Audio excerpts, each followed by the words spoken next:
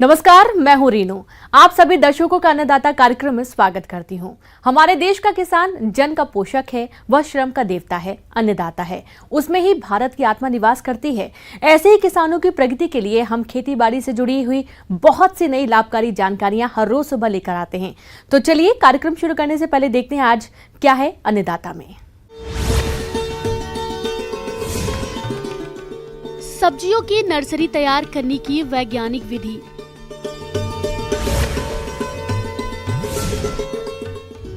रेशम कीट पालन करके कमा सकते हैं अच्छा लाभ। हमारे राज्य में किसान बहुत सी सब्जियों और अन्य फसलों की खेती के लिए नर्सरी तैयार करते हैं, लेकिन इस समय खुले में नर्सरी डालने पर कीट व्याधियों के प्रकोप की वजह से स्वस्थ पौध प्राप्त नहीं हो पाती है। अगर किसान प्रो ट्रे में नर्सरी डाले तो वे इन समस्याओं से होने वाले नुकसान से बच सकते हैं और स्वस्थ पौध तैयार कर सकते हैं। तो आप किस तरह से करें प्रो ट्रे में नर्सरी तैयार, इस बारे में जानकारी दे रही हैं कृषि विज्ञान केंद्र जिला समस्तीपुर की डॉक्टर संचिता घोष।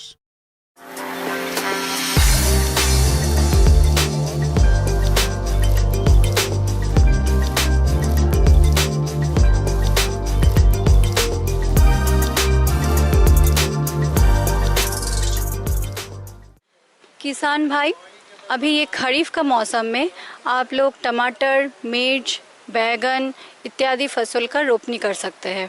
इसके लिए आप लोग को बहुत अच्छे से बिचड़ा तैयार करना पड़ेगा, क्योंकि अभी ये खरीफ का मौसम है, बरसात का मौसम है। इसलिए हेवी बारिश के लिए आपका बिचड़ा जो है, अगर बाहर खुले में गिराता है बिचड़ा तैयार करते हैं तो गलने का बहुत आशंका रहता है। इसलिए मैं किसान भाइयों से अनुरोध करूंगी कि वो अपना बिचड़ा पॉलीटनल के अंदर तैयार करें, क्योंकि पॉलीटनल के अंदर जो बिचड़ा तैयार होता है वो उसमें गल का पकड़ने का बहुत ही कम चांस है, क्योंकि वो डायरेक्ट बारिश के साथ उसका कोई संबंध नहीं है। और साथ ही साथ मैं ये आग्रह करूंगी कि ज़्यादातर से जो किसान हैं वो अपना रेस बेड पे बीज गिराते हैं और बिचड़ा तैयार करते हैं। उसमें क्या होता है, बहुत सारे फफूंद जो है, जो मिट्टी जनित फफूंद है, वो उससे प्रभावित होता है और 40 to 50% जो बिचड़ा है वो डैमेज कर जाता है। और साथ ही साथ बिचड़ा जब उखाड़ के मेन खेत में जब रोपनी का टाइम आता है तो बहुत सारा का दिखा जाता है कि जड़ जो है वो टूट जाता है। तो इसलिए मेन खेत में ट्रांसप्लांटिंग के बाद वो उसका फिर से 20 to 30% मोर्टेलिटी हो जाता है। तो किसान भाइयों, मेरा आग्रह रहेगा कि आप लोग प्रो ट्रे में नर्सरी तैयार कीजिए। ये नया तकनीक है। प्रो ट्रे प्रोपलीन से बनी हुई विभिन्न कैविटी वाले ट्रे बाजार में आती हैं। सब्जी की नर्सरी लगाने के लिए 98 कैविटी यानी खाने वाली ट्रे का प्रयोग किया जाता है। ट्रे का प्रयोग 4-5 बार कर सकते हैं। आजकल फलों की पौध तैयार करने के लिए भी 21 बड़े खाने वाली प्रो ट्रे बाजार में मिलने लगी हैं, जिनका प्रयोग फलों की पौध तैयार करने के लिए कर सकते हैं। प्रो ट्रे में कैसे नया नर्सरी तैयार कीजिएगा, उसके लिए मैं बताना चाहूँगी कि कोकोपीट आता है। कोकोपीट एक ब्रिक के तरह 5 किलो का एक ईटा की तरह भी आता है और आप लोग को खुला भी मिल जाएगा किलो के अनुसार।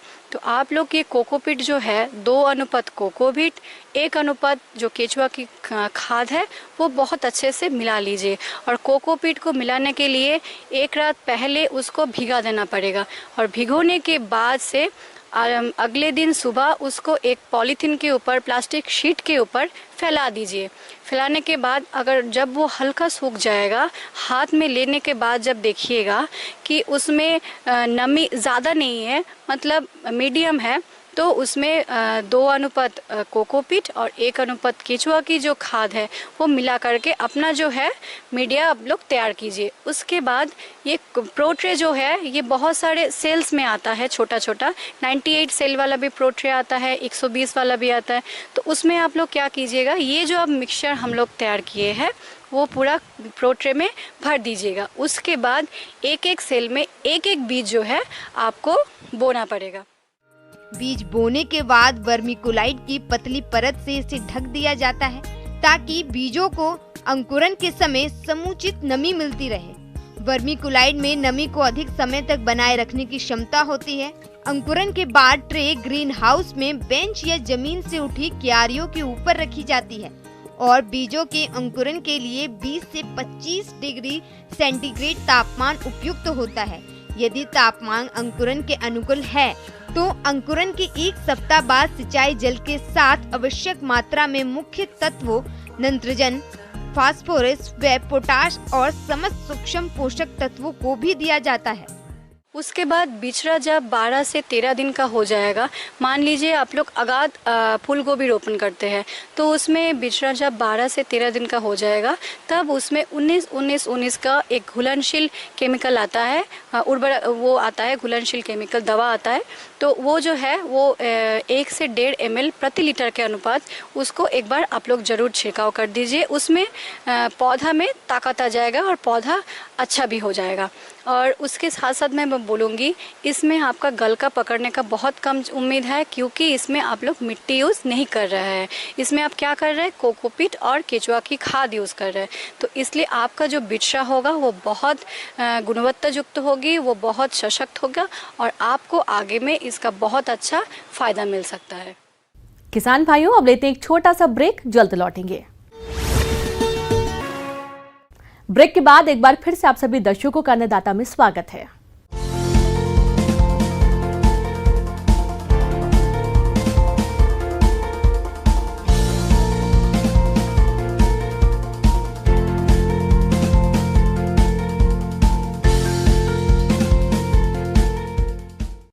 अपना राज्य झारखंड वन संपदा से भरा पड़ा है और प्रदेश के ज्यादातर आदिवासी किसान हैं जो खेती के साथ साथ रेशम कीट का पालन करते हैं। और जो किसान शहतूत के पेड़ों पर रेशम कीट करना चाहते हैं तो वे शहतूत के पेड़ों को तैयार कर उनकी पत्तियों पर रेशम पालन कर सकते हैं। तो किस प्रकार से करें शहतूत रेशम कीट पालन, इस बारे में जानकारी दे रही हैं झारखंड जिला सिमडेगा की प्रोजेक्ट मैनेजर आशा कच्छप।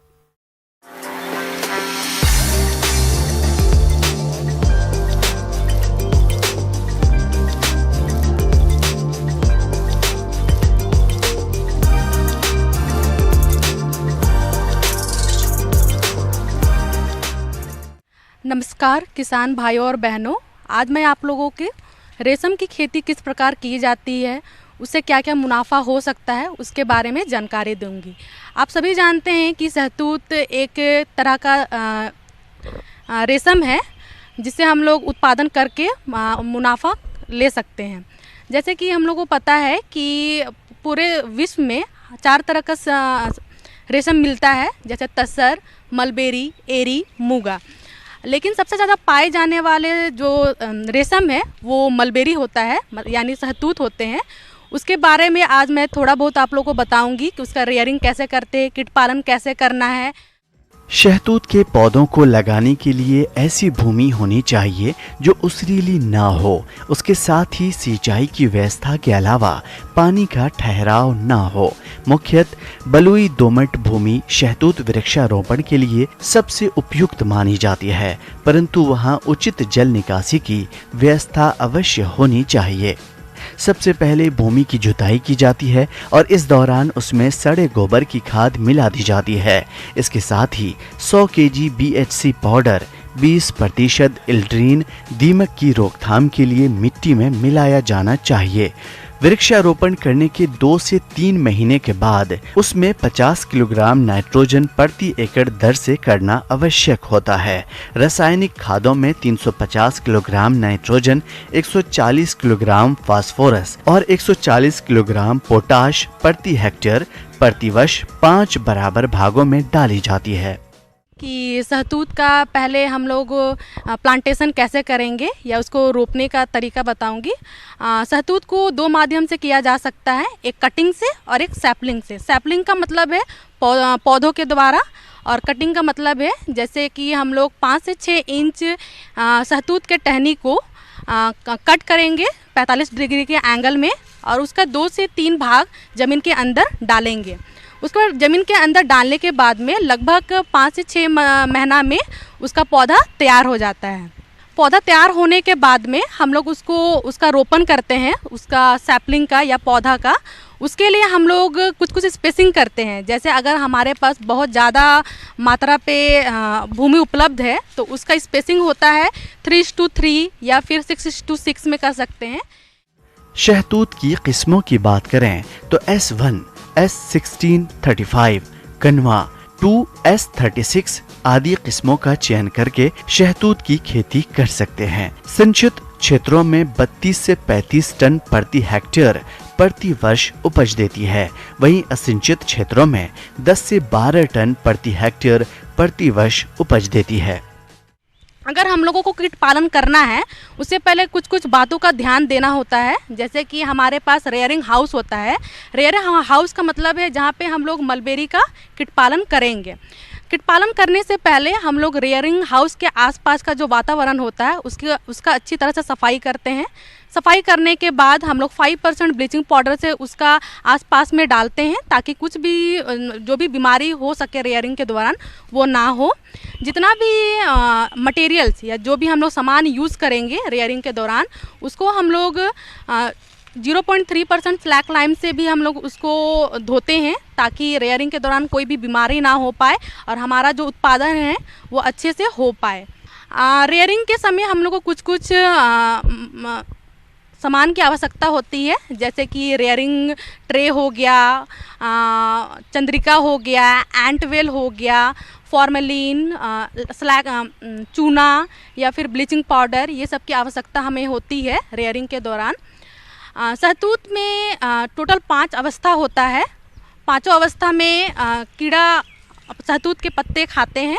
शहतूत में जो रेयरिंग होता है वो इंडोर रेयरिंग होता है। इंडोर मतलब घर के अंदर करने वाला खेती। ये बाहर हम लोग नहीं कर सकते हैं क्योंकि बाहर में जो भी हम लोग का वातावरण होता है या जो भी टेम्परेचर है उसको मेंटेन करने में थोड़ा हम लोग को कठिनाई होती है। इसीलिए ये जो भी है ये इंडोर है, मतलब घर के अंदर करने वाला एक रेशम है। हमारे पास जो DFLs मतलब जो अंडे हम लोग को मिलते हैं, हम लोग अंडे प्राप्त कर सकते हैं जहाँ पर से हमारे जो ऑफिस है जहाँ पर रेशम कीट पालन होता है, चाहे वो स्टेट गवर्नमेंट हो या सेंट्रल गवर्नमेंट हो, वहाँ से हम लोग DFLs ले सकते हैं। DFLs शहतूत के DFL ज़्यादातर हम लोगों को मैसूर, बेंगलोर, वेस्ट बंगाल से प्राप्त किए जाते हैं। उससे हम लोग रेशम कीट कर सकते हैं। सबसे पहले क्या होता है, पहला अवस्था रेशम का कीट पालन के लिए टोटल 5 अवस्था होता है। पहला अवस्था में ये होता है जब एक अंडे से कीड़े बाहर आते हैं तो वो भूरा कलर में होते हैं। भूरा कलर में होते हैं तो वो बहुत कोमल होते हैं, इसीलिए उसको कोमल पत्ता ही खिलाया जाता है। कोमल पत्ता को हम लोग काटते हैं। कटिंग करने के बाद उसको कीड़ा पे डालते हैं। कीड़ा उसको खाने के बाद अपना अवस्था आगे कंटिन्यू करता है। कंटिन्यू करने के बाद जब वो पहला अवस्था कंप्लीट करता है तो जिस तरह एक सांप में अपना स्किन छोड़ने की क्षमता होती है, उसी तरह तसर रेशम में भी टोटल 5 मोल्टिंग होता है। मोल्टिंग का मतलब होता है कि अपना जो पुराना चमड़ी है या जो स्किन है उसको छोड़ना। तो पहला अवस्था खाने के बाद वो पहला मोल्ट मतलब अपना स्किन छोड़ता है, फिर वो दूसरा अवस्था में जाता है। दूसरा अवस्था के दौरान भी हम लोग उसको कटी हुई पत्ती ही देते हैं, कोमल पत्ता ही देते हैं ताकि वो अच्छा से खा सके, क्योंकि वो बहुत कोमल होते हैं तो वो ज़्यादा मजबूत पत्ते नहीं खा सकते हैं। फिर दूसरा अवस्था के बाद वो फिर मोल्टिंग में जाते हैं। मोल्टिंग टोटल हमेशा 24 घंटा का होता है, मतलब एक दिन वो पूरा मोल्टिंग में जाते हैं।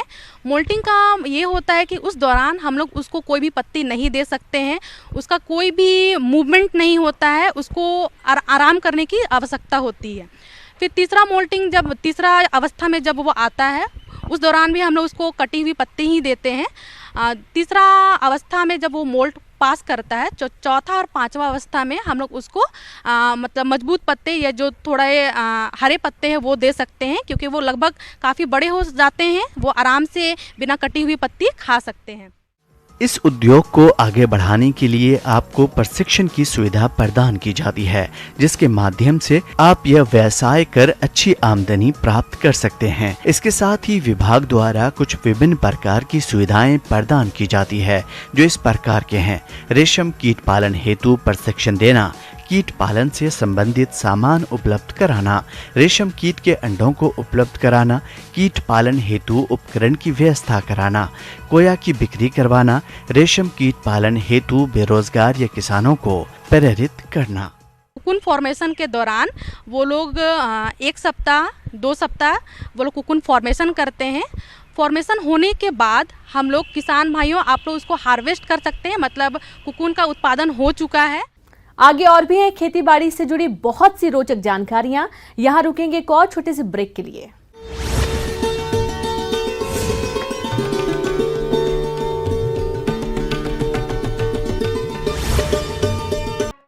ब्रेक के बाद एक बार फिर से आप सभी दर्शकों का अन्नदाता कार्यक्रम में स्वागत है।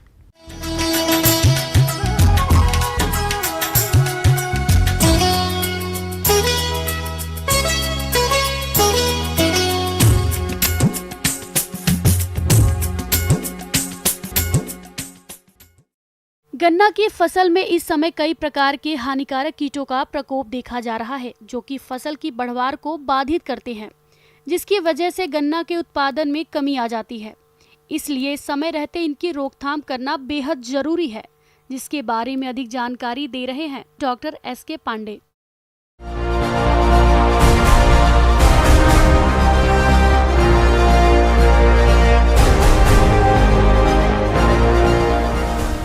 गन्ने की दो तरह की फसल खेत में खड़ी है। एक तो पेड़ी फसल, जो पिछले साल की मुख्य फसल थी, किसानों ने गन्ना मिल में सप्लाई कर दिया। इसके बाद जो पेड़ी फसल खड़ी है उसको मुड्ढा की फसल भी कहते हैं। एक मुड्ढा की फसल हो गई। दूसरी फसल है मुख्य फसल, जो फसल मार्च अप्रैल में बुआई हुई है, जो अभी अंकुरण नहीं फुटाव की अवस्था में है। उनमें कंसुआ, जिसको अर्ली सूट बोरर अगात प्ररोह छिद्रक के नाम से जाना जाता है, इसका भी प्रकोप पाया जा रहा है। इसके प्रकोप से बीज की कलिका सूख जाती है। उसको अगर खींचते हैं तो आसानी से हाथ में आ जाती है और निरीक्षण करने पर नीचे का हिस्सा सूखा हुआ सड़ा हुआ नज़र आता है, उसमें से दुर्गंध भी आती है। इस तरह का अगर लक्षण दिखाई दे, एक पौधे में इसका प्रकोप होने के बाद अगल बगल के कल्लों में भी इसके द्वारा क्षति की जाती है। अगर इस तरह का प्रकोप है तो खेत में नियमित रूप से सिंचाई करें। कीटनाशी दवाओं में अगर पेड़ी की फसल बड़ी है तो डाइक्लोरवास पानी में 1 मिलीलीटर दवा स्टिकर के साथ या शैम्पू के साथ छिड़काव कर दें। इस तरह से इसका नियंत्रण किया जा सकता है। तना छेदक कीट, इस कीट की इल्लियां गन्ने की फसल को अधिक हानि पहुंचाती है। इस कीट का प्रकोप वर्षा ऋतु में ही होता है। पत्तियों पर अंडों से निकलकर इल्लियां तने पर आंखों के सहारे गन्ने में छेद कर प्रवेश करती है। पोरियों पर छोटे छोटे छेद पाए जाते हैं, जहां से यह बाहर निकलती है। फिर आंखें अंकुरित हो जाती है। पहले अगोला सूखता है और फिर गन्ना सूखने लगता है। उपज में 15-20% की कमी के साथ ही गुणवत्ता में 1 से 1.5% रिकवरी का नुकसान होता है। इस कीट के नियंत्रण के लिए अन्य बेधक कीटों की तरह फसल में ट्राइकोकार्ड लगाएं। कोटेशिया फेलिपस इस इल्ली का परजीवी है। खेत में लाइट ट्रैप और फेरोमोन ट्रैप प्रति एकड़ 6 से 7 प्रयोग करें। अगर प्रकोप फसल में अधिक क्षति स्तर से अधिक है तो कीटनाशक क्लोरपाइरिफॉस या क्विनालफॉस 1 मिलीमीटर दवा को प्रति लीटर पानी के हिसाब से घोल बनाकर छिड़काव करें। मुख्य कीट, जिसे शीर्ष बेधक, चोटी छिद्रक या अंग्रेजी में टॉप बोरर के नाम से जानते हैं, इसका प्रकोप पेड़ी फसल में, बसंतकालीन बुआई वाली फसल में या शरदकालीन रोप में, जो भी इस समय किसानों के खेत पर फसल खड़ी है, उन सब में चोटी बेधक का प्रकोप पाया जा रहा है और किसान भाई इसको अच्छी तरह पहचानते भी हैं। इसमें होता क्या है कि बीज की गोफ लाल हो जाती है। उसमें से मध्य कलिका जो है, जो मुख्य गोफ में, उसमें छर्रे जैसे लगे हुए निशान होते हैं। सारी पत्तियों में कतार से छिद्र पाए जाते हैं। अगर उनको खींचा जाए तो आसानी से निकलते नहीं हैं। तो उसमें छोटी सुंडी जो काले रंग की होती है, जैसे ही उसकी बढ़वार होती है पीले क्रीम कलर की होती है, उपस्थित होती है। तो इसके नियंत्रण के लिए, इसके प्रबंधन के लिए सबसे बड़ी बात यह है कि किसान बहुत ही प्रभावशाली कीटनाशी बाज़ार में उपलब्ध है, जिसे हम क्लोरेंट्रा नीलीप्रोल 18.5% तरल कीटनाशी, इसकी 150 मिलीलीटर मात्रा किसान भाइयों को गन्ने की जड़ों पे, जिसको कहते हैं कॉलर ड्रेंचिंग, इस समय 15 से 20 टंकी पानी में 150 मिलीलीटर दवा स्टिकर के रूप के शैम्पू का प्रयोग कर सकते हैं। लेकिन इसका प्रभावकारी नियंत्रण के लिए किसान भाइयों को चाहिए कि अगर सूखे खेत में दवा डालते हैं तो खेत में हल्की सिंचाई करें, पानी को पौधे की जड़ तक रोक के रखें, बहुत गहरी सिंचाई नहीं करते, नहीं तो दवा जड़ क्षेत्र से नीचे चली जाती है और काम नहीं करती। या किसान भाई कर सकते हैं कि खेत में सिंचाई करें, सिंचाई के बाद जब बत्तर आ जाए, पैर टिकने लायक हो जाए खेत, उस समय जड़ों पर दवा का क्लोरिंट्रानिलीप्रोल का प्रयोग करें।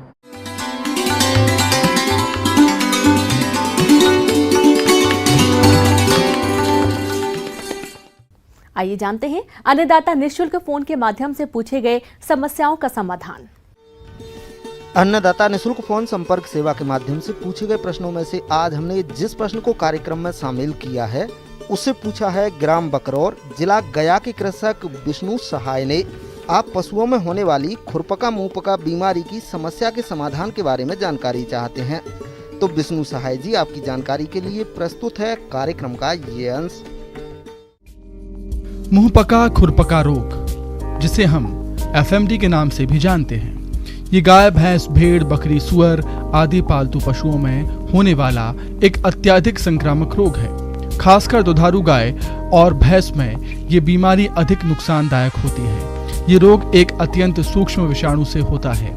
ये पशुओं में अत्यधिक तेजी से फैलने वाला रोग है। तो किसान भाइयों, सबसे पहले बात करते हैं मुंहपका खुरपका रोग के प्रमुख लक्षणों की। तो इस रोग के आने पर पशु को तेज बुखार हो जाता है। बीमार पशु के मुंह मसूड़े जीभ के ऊपर नीचे ओठ के अंदर का भाग खुरों के बीच के जगह पर छोटे छोटे दाने से उभर आते हैं। फिर धीरे धीरे ये दाने आपस में मिलकर बड़ा छाला बनाते हैं। समय पाकर ये छाले फल जाते हैं और उनमें जख्म हो जाता है। ऐसी स्थिति में पशु जुगाली करना बंद कर देता है। मुंह से तमाम लार गिरती है। पशु सुस्त पड़ जाते हैं।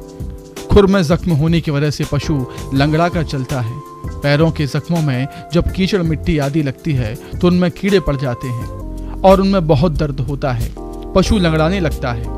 दुधारू पशुओं में दूध का उत्पादन एकदम गिर जाता है और पशु बहुत कमजोर होने लगते हैं। समय पाकर व इलाज होने पर ये छाले व जख्म भर जाते हैं, परंतु संकर पशुओं में ये रोग कभी कभी मौत का कारण भी बन जाता है।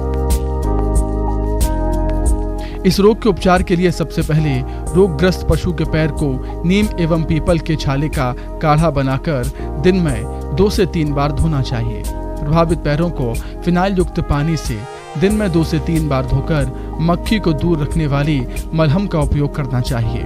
मुंह के छाले को 1% फिटकरी अर्थात 1 ग्राम फिटकरी 10 मिलीलीटर पानी में घोलकर दिन में 3 बार धोना चाहिए। इस दौरान पशुओं को मुलायम और सुपाच्य भोज दिया जाना चाहिए। पशु चिकित्सक के परामर्श पर दवा देनी चाहिए। इस रोग से अन्य पशुओं को बचाने के लिए सावधानी रखना जरूरी होता है। इसके लिए आप प्रभावित पशु को साफ एवं हवादार स्थान पर अन्य स्वस्थ पशुओं से दूर रखें। पशुओं की देखरेख करने वाले व्यक्ति को भी हाथ पांव अच्छी तरह साफ कर ही दूसरे पशुओं के संपर्क में जाना चाहिए। प्रभावित पशु के मुंह से गिरने वाली लार और पैर के घाव के संपर्क में आने वाली वस्तुओं जैसे पुआल, भूसा, घास आदि को जला देना चाहिए या जमीन में गड्ढा खोदकर चूना के साथ गाड़ दिया जाना चाहिए। एक नजर डालते हैं राज्य के कुछ मंडियों के प्रमुख फसलों के बाजार भाव पर।